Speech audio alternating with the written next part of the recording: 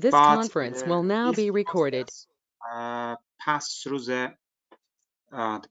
the difficult period. For example, of course, Azerbaijan gave Armenia chance to negotiate with Azerbaijan. We never wanted war. Yes, we never wanted war. The Armenia several times was mentioned to come to the agreement with Azerbaijan to give some Azerbaijan territories back, at least 7 territories, yes, which had been occupied by Armenia without any reason. Because if you remember in the previous lesson, I told you the first Armenians' intention was to occupy the Karabakh, but later they also attacked to the surrounding territories, which wasn't the part of Karabakh. Yes, do you remember that 7 region? Yes, Babech, go on, please.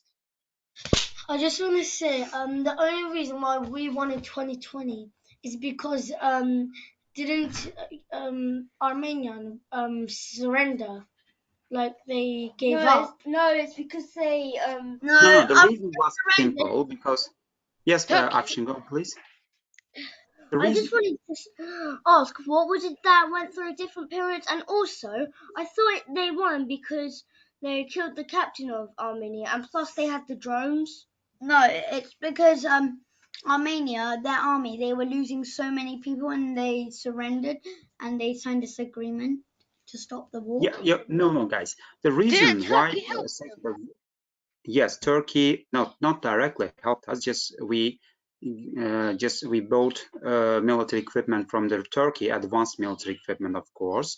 So it helped us greatly, but it doesn't mean Turkey directly helped us. Okay, maybe they helped us to set the war strategy or something else, yes, but not. We cannot say Turkey directly participated in the war. Okay, Turkish military staffs or something like that. Okay, the reason for war, I would like to explain this topic next week. However, if you ask question, let me to answer. The reason why war started in 2020 was Armenian President Nikol Pashinyan, the Prime Minister, sorry, not President, but Prime Minister of Armenia, Nikol Pashinyan. He stopped the negotiation process, which was on the table of negotiations since 2008. Can you imagine? So the Minsk group, I mean which was the organization, had prepared the peace process. Armenia suddenly said that I don't want to continue under these conditions. Yes, that's why left Azerbaijan no chance for peace, okay, to resolve the problem by means of the negotiation. That's why Azerbaijan decided to liberate the territories by means of the military force. Yes, because until 2020, Armenian leader at least was trying to how can I talk with Azerbaijan to solve the problem with the negotiations, yes, with the dialogue. However, Nikol Pashinyan refused it, rejected any negotiations with Azerbaijan. Okay, guys, and he said that Karabakh is the part of Armenia. Do you understand what does it mean? If Karabakh is Armenia, why we need to talk? Why we need to negotiate with Armenia? Okay, do you understand? Have you heard about his statement, Karabakh is Armenia? It is one of the reasons lead to the war, actually, because President Ilham Aliyev said, if you say Karabakh is Armenia, okay, why we negotiate? Okay, if you say Karabakh is Armenian, let's start a war and then see whose territory is it. Okay. Okay. So, but let me just ask you a question. So, if you remember from the previous lesson, and which territories had been occupied by Armenia in the first Karabakh War? Can you please tell me? Which Azerbaijani territories had been occupied by Armenia in the first Karabakh War? Yes. Yes. Wasn't it like Hocalı? Not only Hocalı. First of all, let's start with Karabakh. Which territories included Karabakh? The famous city, Azerbaijani city, Shusha. Yes. What else, Jalil? Which territories do you think they had occupied? Was it Ganja? No, come on, Ganja is part of Azerbaijan. The Karabakh is also part, but I mean, the Ganja was not occupied by Armenia during the war. Be careful. Was Nakhchivan occupied? No, guys, no. Shusha. Let me just show on the map. You have forgotten that part. Okay, first of all, guys, first one was Khojavand, Shusha, Lachen, Khojalı, yes, Askeran, and Kelbecer, Kubadlı, Ağdam, Fizuli, and Jabrail, yes? Look. I'm always supposed to remember all of those cities. Look, guys. Okay, this one. Do you remember that? Yeah. Okay. First one, number one is, which territory is it? Do you remember? It is Kelbecer, yes, which was occupied by Armenia in 1993. Yes, it is the biggest territory of Azerbaijan among the occupied territories. Okay, so second one is, what's the name of this territory, guys? Second one is it Jabrail? No, Lachen. Okay. Third one is Kubadlı. Fourth one is Zencilan. Okay. Fifth one is what?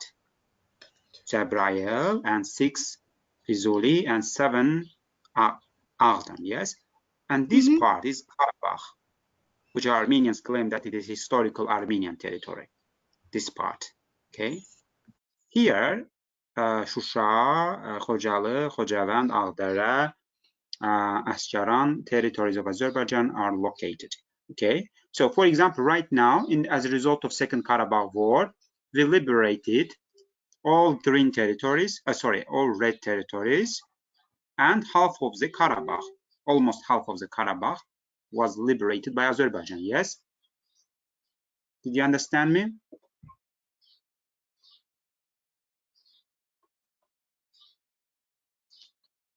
Please don't forget. Even if we liberated those territories in the Second Karabakh War, we shouldn't forget which territories had been occupied by Armenia in the First Karabakh War, okay? Not Nakhchivan, not Ganja. Please don't make such a mistake. Kelbecer, Lachen, Gubadlı, Zencilan, Jabrail, Fizuli, Ağdam, and Karabakh. Shusha, including Shusha, Khankendi, Askeran, Ağdara. All these parts, okay? So, but what about the military national heroes of Azerbaijan during the war? Do you remember them during the First Karabakh War? Yes, go on, Farid. Wasn't one of them Albert Argunov? And even though he was Jewish, he fought with Azerbaijan and sacrificed himself because he was born in Azerbaijan and he grew up there and he felt like that was his home. Yeah, you are right.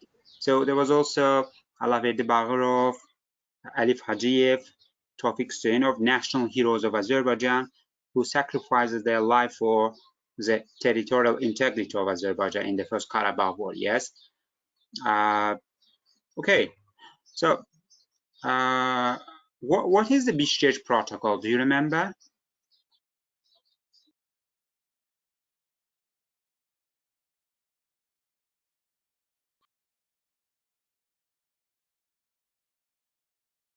Guys, do you remember Bishkek Protocol, Bishkek Agreement between Azerbaijan and Armenia? No, 1 minute, please. Ayhan, do you remember? Bishkek Protocol, Bishkek Agreement, which was signed between Armenia and Azerbaijan in 1994. Jalil, what about you? I can't remember that. Okay, Malaj? Bishkek Protocol or Bishkek Agreement signed between Armenia and Azerbaijan. I can't remember either. Okay, then Babech, go on, please. Wasn't the wait, what was it called again? Bishkek Protocol, Bishkek Agreement. Was it like the Was, agreement to like give back the territories and stop the war? No, just stop the war. Agreement just stop the war. The Armenians did not give any territory back. If they gave the territories back, why we started the war in 2020 again? What was the point? Yes, Harry. Yes, Harry. Wasn't it because Armenia was told to give back Azerbaijan's land, but they refused, and Azerbaijan kept on trying to like make an agreement to like negotiate, but No, then just we were negotiating on the resolution of the conflict peacefully under the mediation of OSK Minsk Group. Do you know what this organization?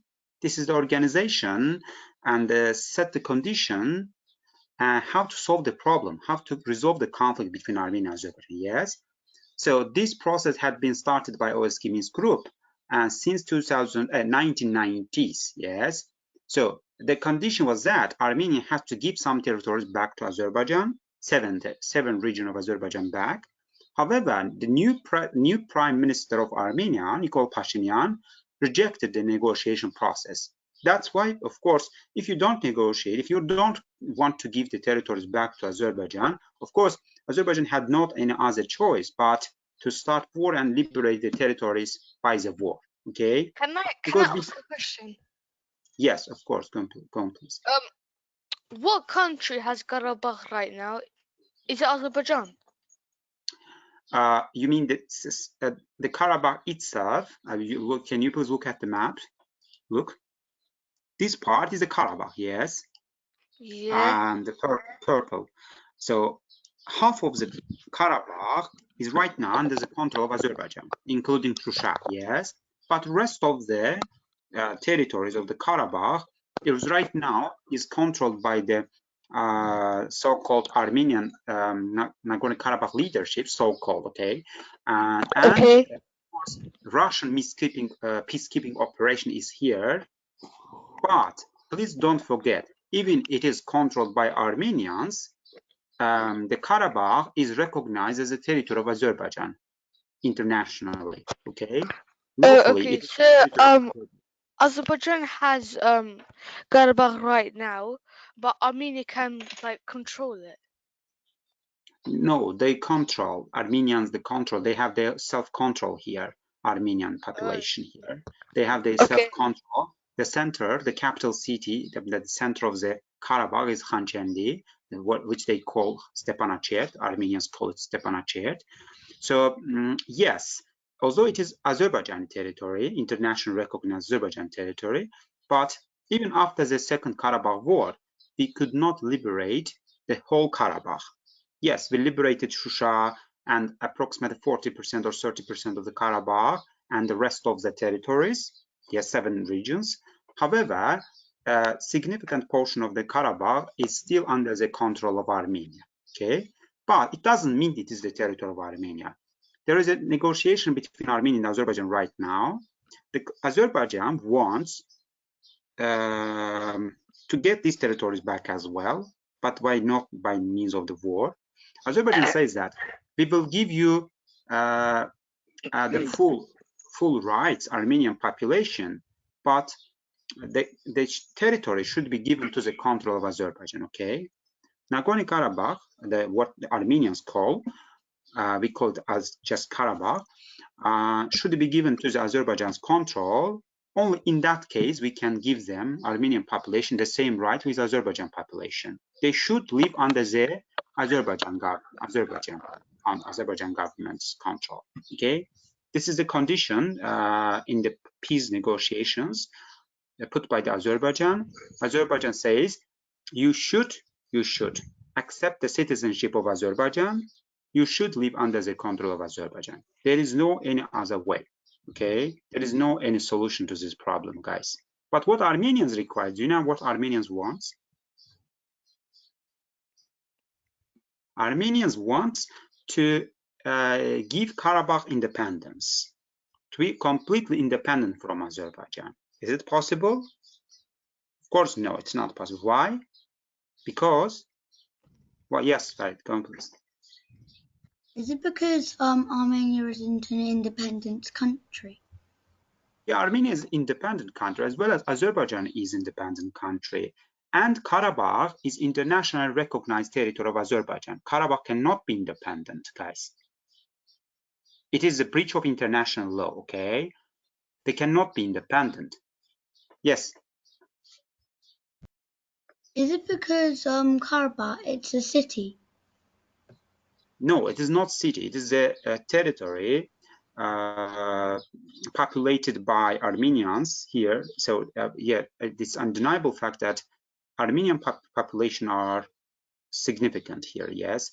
So, but the problem is that without Azerbaijan's agreement, without Azerbaijan getting Azerbaijan's acceptance, they cannot declare their independence. Do you understand me? Why? Because internationally, Karabakh is Azerbaijan territory, recognized as Azerbaijan territory. United Nations recognize Karabakh as Azerbaijan territory. Okay? Did you understand me? Okay, let's move to the new topic. There are resolutions actually issued by the United Nations required Armenia to immediately withdraw from the Azerbaijan territories, but they didn't do it over the years. You see, they breached international law as well. Okay, new topic. Guys, Azerbaijan became independent state after breaking away from the Soviet Union. I'm very sorry, 1 minute. Okay, so since getting independence, Azerbaijan had been ruled by several presidents. For example, first Azerbaijan president was Ayaz Mutallibov. You see, guys, first Azerbaijan president was Ayaz Mutallibov, and but his rule of period is not marked by is not considered to be the good period of Azerbaijan history, because so many bad things happened during his period, including the occupation of Azerbaijan territories, including the 20th January, okay, Khojalı tragedy, or that, yes. So one of the most famous president of Azerbaijan, he came to power after Ayaz Mutallibov, but Abulfaz Elchibay. Elchibay, guys, just ruled Azerbaijan 1 year from 1992 until 1993. Unfortunately, he was a good president, really good president, good person as well. However, his period is remembered, usually recalled by the occupation of Chelbazar by the Armenians. So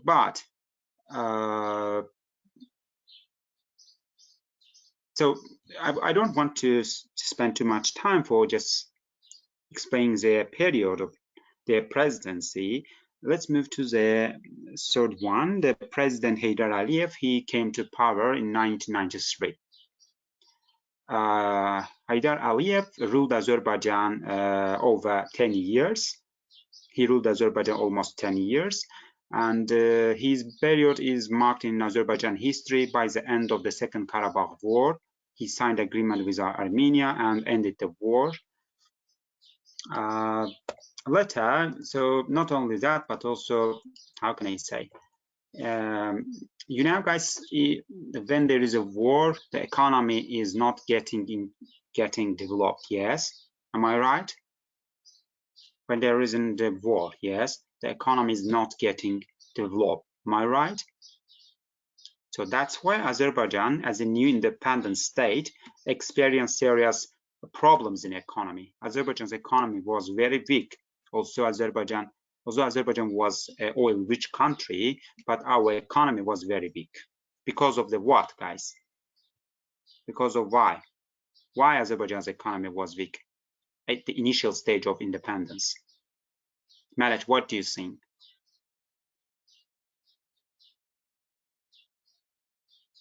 look, Azerbaijan on its way to the development. Yes. I Why think do you that's so, good. no, the reason was just a war. Yes, the war was taking place was between Armenia and Azerbaijan. Of course, as I mentioned before, when there is war, it prevents the development of economy. Yes, am I right? Yeah. That's why Azerbaijan experienced the same problems at the initial stage of its independence. But when war ended in 1994 with Armenia, the president of Azerbaijan, Heydar Aliyev, have you heard about Heydar Aliyev? Yes, the third president of Azerbaijan. Yes, am I right? Yes. Yes, Heydar Aliyev decided to use Azerbaijan's oil resources to develop the economy of Azerbaijan. But how? How do you think is it possible? But can you imagine the country is oil-rich country? Yes, but you cannot use your resources to develop your economy. Your economy is weak. Why? Because of the war. So, but after the war ended, President Aliyev set a strategy how to develop the economy of Azerbaijan by using Azerbaijan's oil resources. Yes. So that's why he decided to invite international companies to Azerbaijan. Yes. Why do you think we invited international companies to Azerbaijan, guys? No, Akshin, can you answer this question? So let's say you are the president of country. Yes, let's say your economy is weak, but you have natural resources. You have oil, you have gas. How can you develop your economy?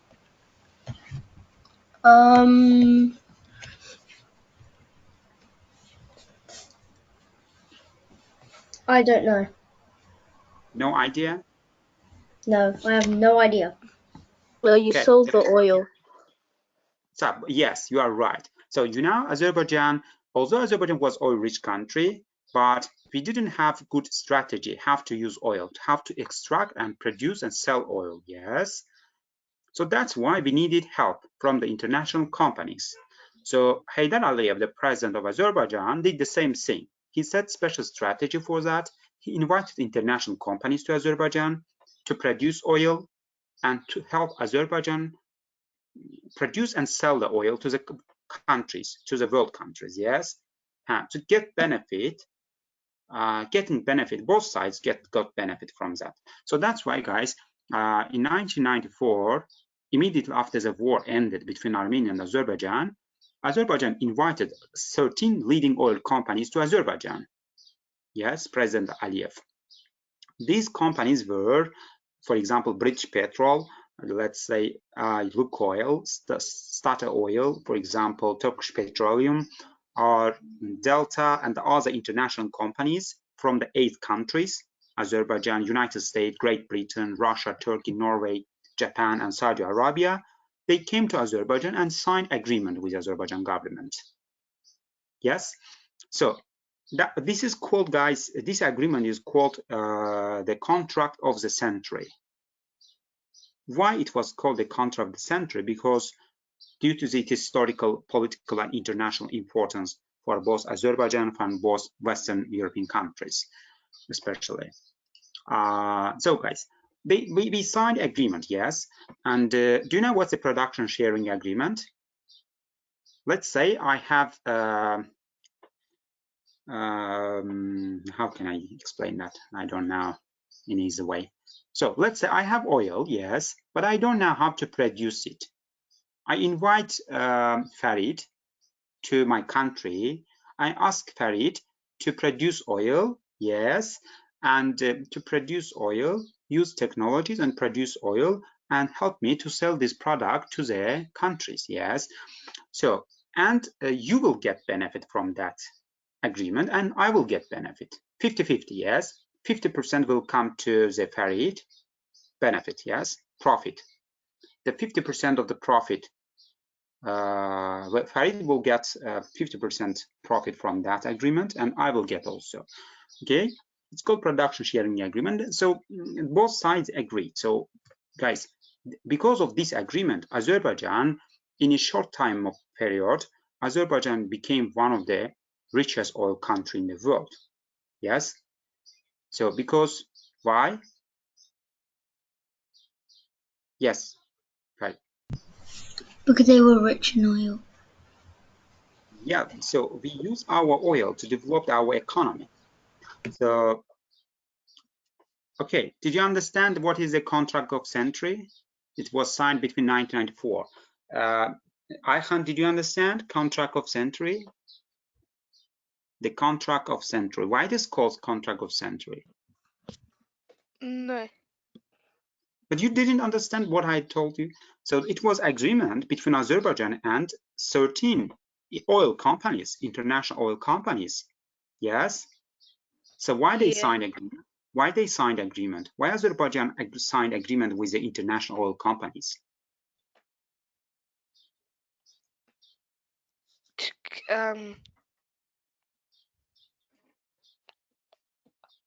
don't know. Let me to tell you again. So Azerbaijan was new independent state. We didn't have technologies to produce oil. We had oil, yes, but we didn't have technologies how to produce it, have strategy how to produce the oil and sell it. Okay, so that's why we needed help from the international companies. That's why we invited them to help us. Okay, both sides got benefit from there. Both sides got profit from this agreement, of course. Yes, guys. Do you want to say something? It's the thing that you asked. It was Ayhan. no. It was to because Azerbaijan was rich in oil and they were selling the oil. oil for like money and some products. Yeah. So that's why. Do you understand why Azerbaijan's? Yes, I don't say Azerbaijan developed country, but at least in compared to the initial stage of independence of Azerbaijan, Azerbaijan had developed a lot during the years. Yes. Right now, Azerbaijan, of course, is one of the oil-rich countries in the world, and it is different than other countries broke away from the Soviet Union in terms of its development because of the oil. But we have also problems I don't want to discuss here. So, of course, for example, one of the problems is that Azerbaijan's economy is heavily dependent on oil. We don't have our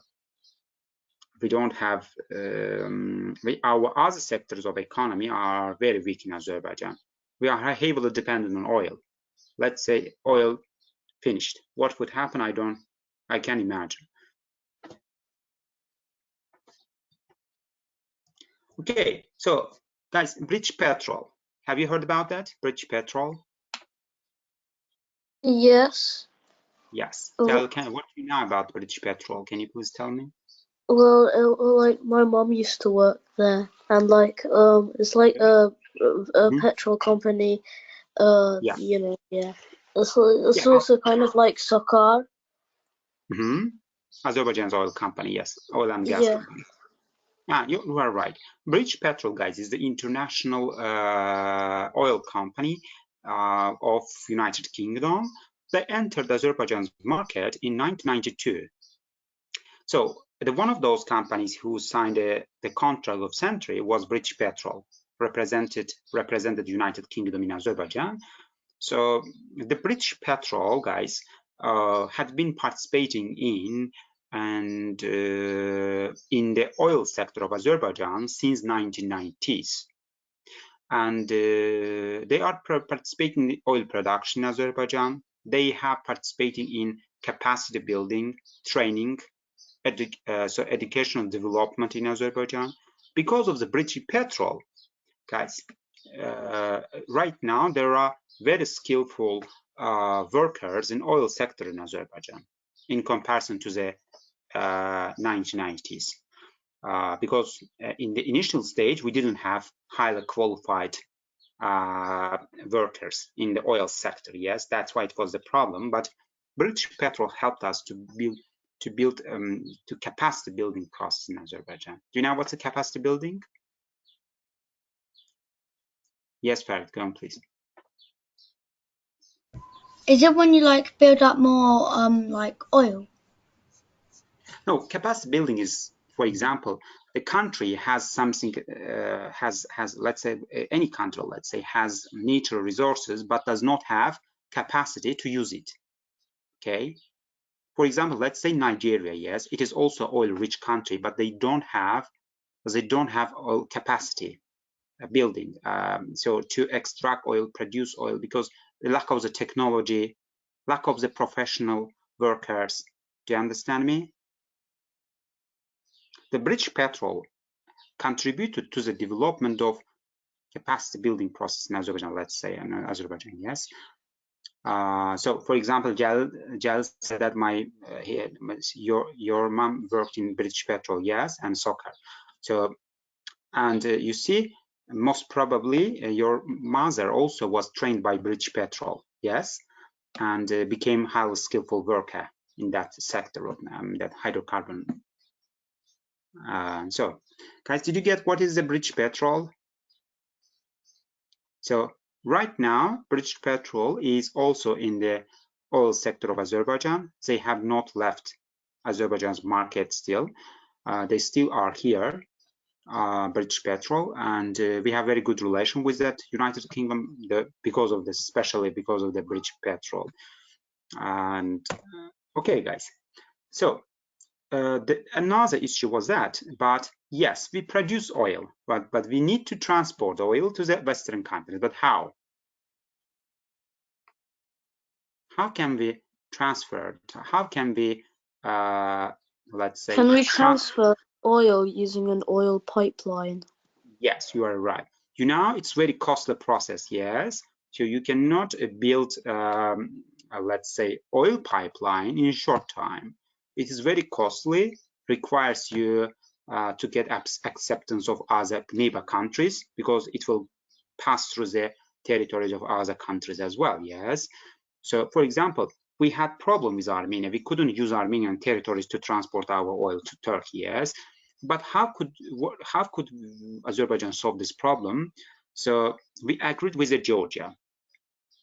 Georgia, Turkey, and Azerbaijan signed a treaty. So in order to transport oil to the Western European countries. So you see, guys, the map shows clearly. This is the Baku-Ceyhan-Tbilisi pipeline. Yes, started by Azerbaijan, passing through the Georgia to the Turkish territories, and came here to the Ceyhan port. From here, by the ships, it was delivered to the European countries. Yes? Did you understand me? You see, guys, that Armenia is loser here. Yes? Why? Because the pipeline doesn't run through Armenia. Yes. So they cannot get transport fee. For example, we pay transport fee to the Georgia, yes. Why? Because our pipeline passing through their territory, yes. They don't get the transport fee. So Armenia, because of the Karabakh conflict, guys, is blockaded by, economically blockaded by Azerbaijan.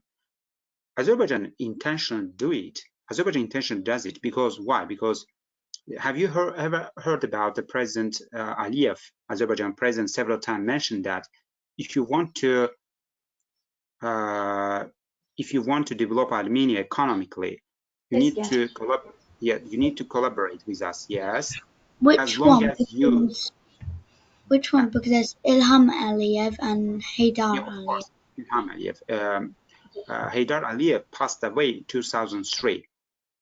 Okay. Wouldn't it be like a very, very good tactic to just cut off the pipeline and then Armenia would kind of win?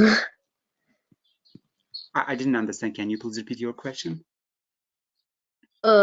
Why couldn't they have allowed the pipeline to pass through Armenia? Who didn't allow them? Oh, why did Armenia not allow them to make the pipeline pass through? But it doesn't pass through the Armenia. It passed through the Georgia. Yeah, but it would have been faster if it went through Armenia. Yeah. So because of the conflict, as long as conflict has not been resolved, we will not. We will Where's not. the pipeline going? From the Georgia to Turkey, from the Turkey to the European countries, Western European countries, by the ship. So, but we don't use Iran as well, because we can use the Iranian territories to transport the oil to the Turkey. Yes, but we wouldn't don't that have be too far? Yes, it is far, as well as we don't have very good relation with Iran. Iran always see us as their enemy, are not enemy but rival, because Iran also is a rich oil-rich country. Yes, that's why.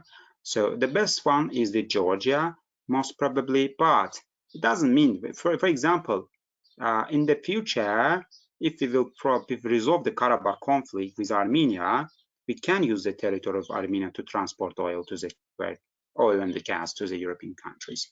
There is a possibility.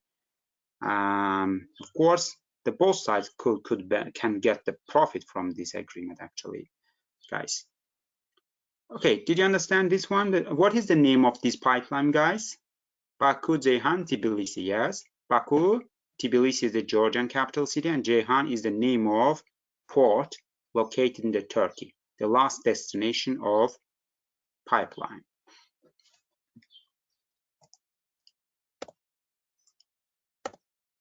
Okay, Haydar Aliyev.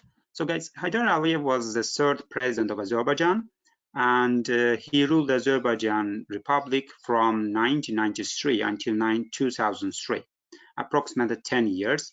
He passed away in 2003, and he was replaced by his son, Ilham Aliyev.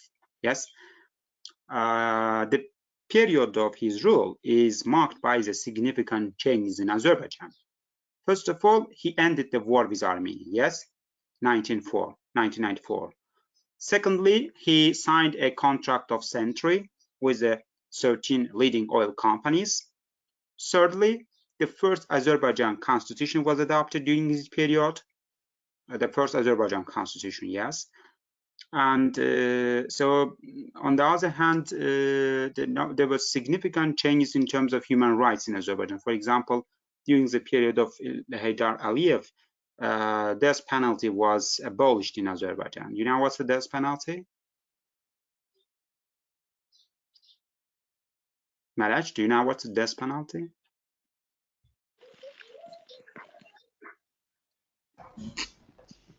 Death penalty? Yeah, what is that? Is it a penalty you get, like, for death? No, because of the crimes committed by you, you can be sentenced to the death penalty. It was widespread. Oh. Mm-hmm. Oh yeah. Yeah, it was widespread in the most of the world countries. However, starting from the 90s, most of the world countries gradually rejected death penalty as a punishment method. Yes, so Azerbaijan during the presidency of Aliyev, I mean that Haydar Aliyev, we abolished death penalty. It is good. Why? Because in terms of human rights, it's important thing. Okay, so Azerbaijan guys also joined to the international organization. For example, Azerbaijan became the member of European Council of Europe. Do you know that? What is that? Council of Europe. Yes, Farid. Isn't it like when we sent oil to the No, it's not related to oil. It is this political organization, Council of Europe. Council of Europe is organization, includes the countries located in Europe as well as countries located near to the European continent. Azerbaijan is also a member of this organization since 2001. Okay, so do you know what's the NATO? Not NATO, NATO. NATO, military organization, NATO, military organization. And Ayhan, yes, do you know that? What's the NATO? Azerbaijan is not a member of the NATO, but Azerbaijan participated in the peacekeeping operation of the NATO, for example, in Afghanistan, in Iraq, Somalia, other places. So, okay, did you understand what important events happened during this presidency? The first constitution, sent contract of century, the war ended between Azerbaijan and Armenia, and death penalty was abolished, human rights issues. So what else? That's all. I don't want to talk a lot about that. Let's move to the President Ilham Aliyev.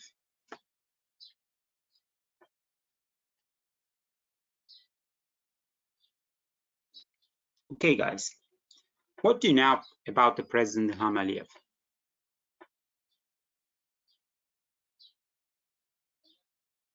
Can you He's the tell me? current president of Azerbaijan. Yes. From what time he has been ruling Azerbaijan? 2003, yes.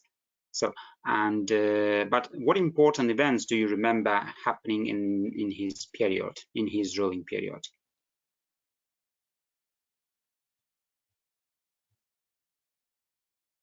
For example, one of them is Second Karabakh War. Yes, yes, Farid. With him, like, going to the places we got back, those 7 places from after the Second Karabakh War. Yes, but you see, guys, his presidency started in 2003, and he was young, and not young, but actually, let's say, without quite having experience. But when he came to the president office, Azerbaijan had very important problem, Karabakh conflict, and he had to solve this problem. And President Aliyev, Ilham Aliyev, one of the important negotiations took place during the period of Ilham Aliyev as well. He negotiated with Armenia, and Armenia agreed to give some territories back in 2008. I'm talking about 2008, guys. Do you understand? 2008. So they signed an agreement which is called Madrid Principles. According to the Madrid Principles, Armenia had to give 5 territories back without Karabakh. But of course, although the agreement was signed, Armenia refused this to implement this condition of this agreement. So guys, overall, President Ilham Aliyev's period can be characterized the good period because Azerbaijan's economy developed significantly during that period. For example, Azerbaijan became the hosted number of international Azerbaijan hosted number of international games, contests. Eurovision song contest was held in Azerbaijan 2011. What about Formula One? Yes, Formula One, you are right. We are fed up the Formula One.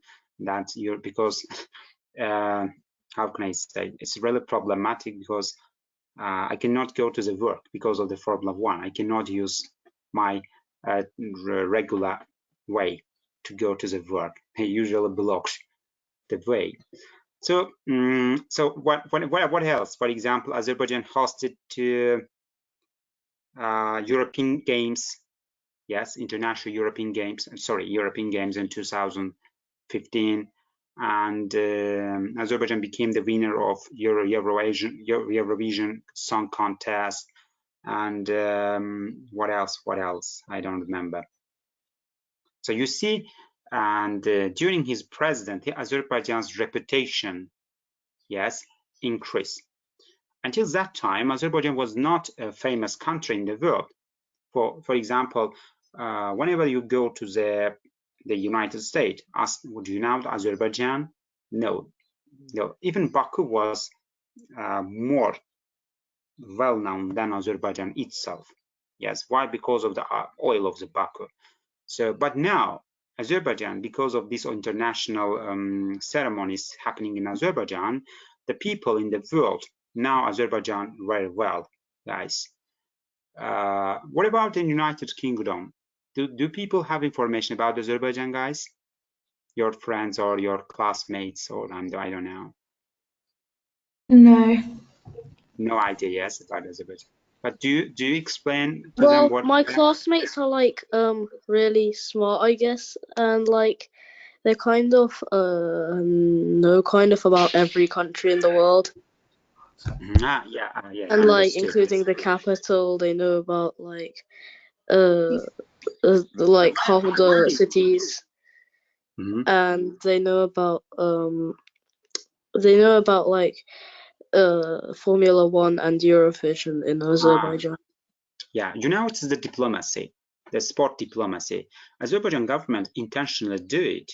Yes, why? Because in order to increase the reputation of Azerbaijan among the world countries.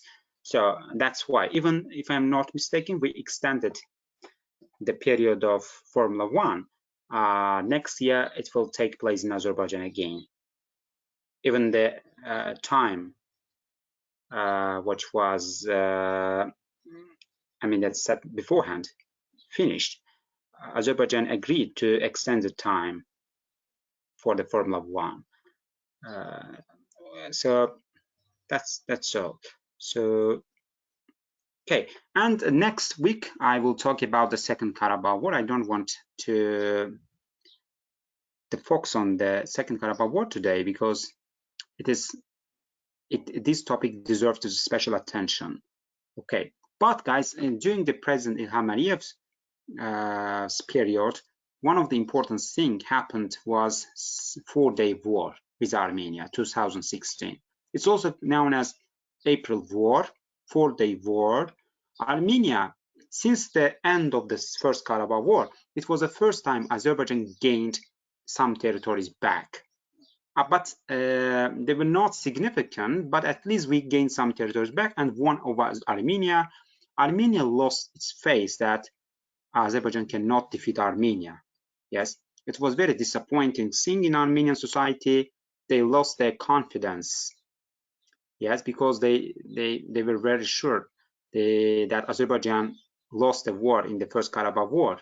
It's not possible to defeat Armenia. Azerbaijan cannot liberate their territories. This in trust, this confidence lost after the 4-day war in 2016. Azerbaijan gained some territories back, liberated some territories, but just small territories, okay, not significant gains. Okay, do you have any question, guys? Go on, please.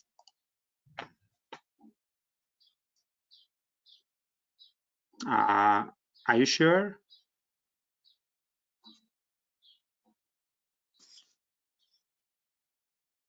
No, I don't have any question.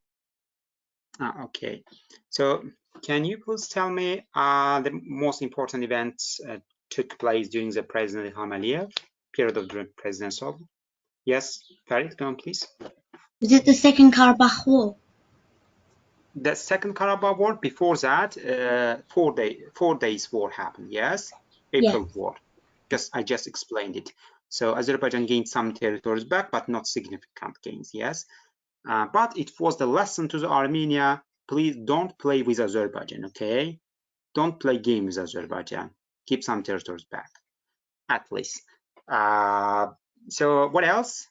Azerbaijan's economy developed to a certain extent, let's say, because of the profits coming from the oil, yes.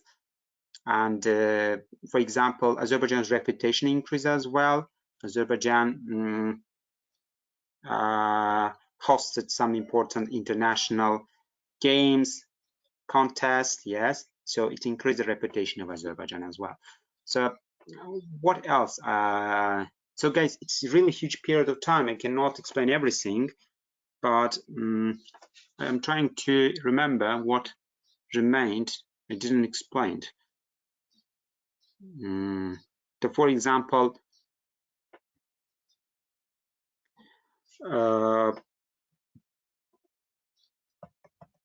yeah, we talked about Madrid principles.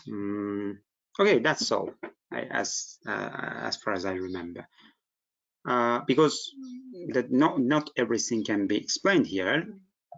So that's enough for you to understand that what happened during the present period of present alias. So I want to share one video with you.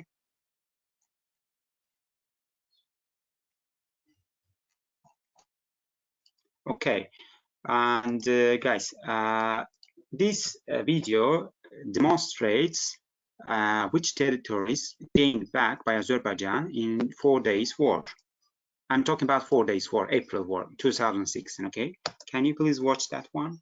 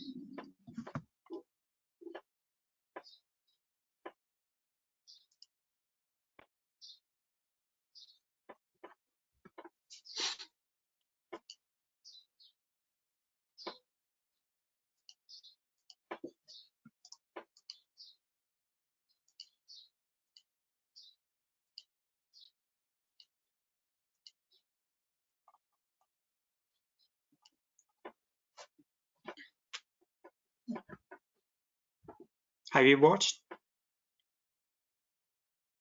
Yeah, not yet. I finished. Okay, so did you not changes in Azerbaijan territories? I mean the Yeah, gray part.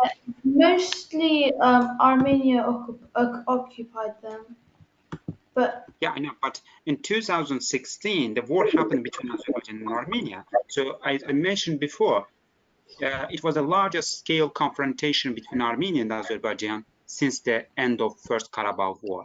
So it What happened was during the president's what? ceasefire? What? It's a ceasefire. Ceasefire. Yeah, ceasefire was signed between Azerbaijan and Armenia again, April 5th of April, by the help of Russia. Ceasefire is the process. You stop the war. Yes, you stop the war, and everyone remains in the place where they held.